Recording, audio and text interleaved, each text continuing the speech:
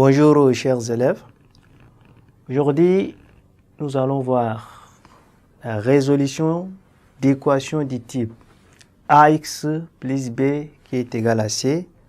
Bien sûr, A est différent de 0. On va voir une règle pour ce type d'équation. La règle pour ce type d'équation, elle va combiner les deux premiers types d'équations que nous avons déjà vus. Donc, c'est-à-dire l'équation du type x plus a qui est égal à b et l'équation du type ax qui est égal à b.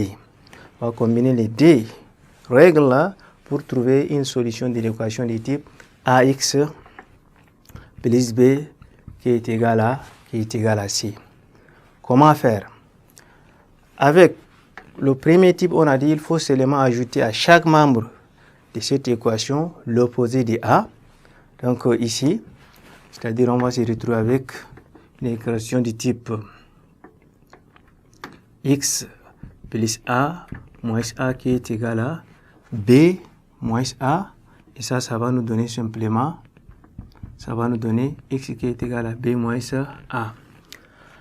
Avec le deuxième type d'équation, on a dit qu'il suffit seulement de multiplier chaque membre de cette équation par l'inverse de a, avec a un nombre non nul. Donc on va avoir une écriture du genre 1 sur a fois ax qui est égal à 1 sur a fois b. Et a vont partir et ça va nous donner une équation du type x qui est égal à b sur a. C'est ces deux principes-là que nous allons combiner pour avoir la solution de cette équation. Donc je dois d'abord ajouter à chaque membre de cette équation l'opposé de b.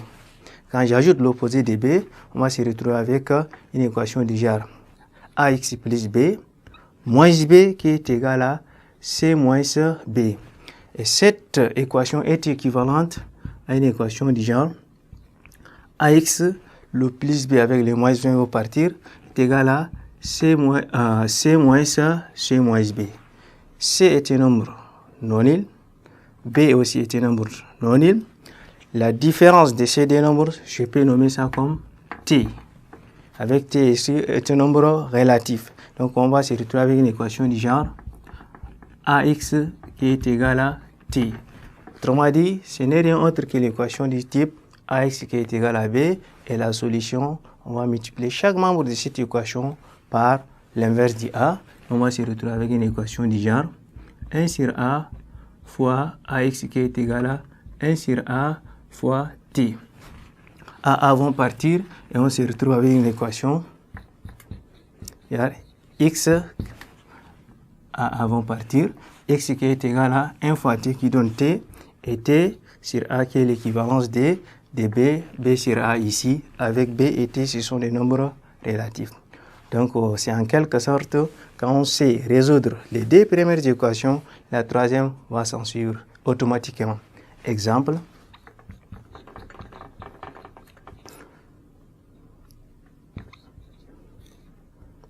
Résolvons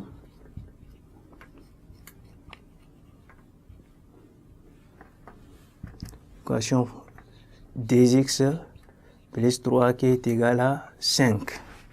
Donc je dois ajouter à chaque membre de cette équation l'opposé de 3. On se retrouve avec 2x plus 3 moins 3 qui est égal à 5 moins 3. Donc plus 3 moins 3 vont partir, ça va nous donner 2x qui est égal à 5 moins 3 qui est égal à d. Et je multiplie chaque membre de cette équation par l'inverse de d. Donc on se retrouve avec une équation du genre 1 demi fois 2x qui est égal à 1 demi fois d. Donc ça, d vont partir, on va se retrouver avec x qui est égal à 1. Et c'est ça la solution de notre équation. On procède à la vérification. Je prends 1, je remplace x par 1. Et puis avoir 2 fois 1 donne d. d plus 3 est égal à 5 et 5 est égal à 5. L'égalité est vérifiée. Donc cela suppose que 1 est vraiment la solution cherchée. Chers élèves, je pense que c'est ça le processus qui va nous permettre de résoudre les équations du type ax plus b est égal à c. Nous voilà arrivés au terme de notre présentation. Merci.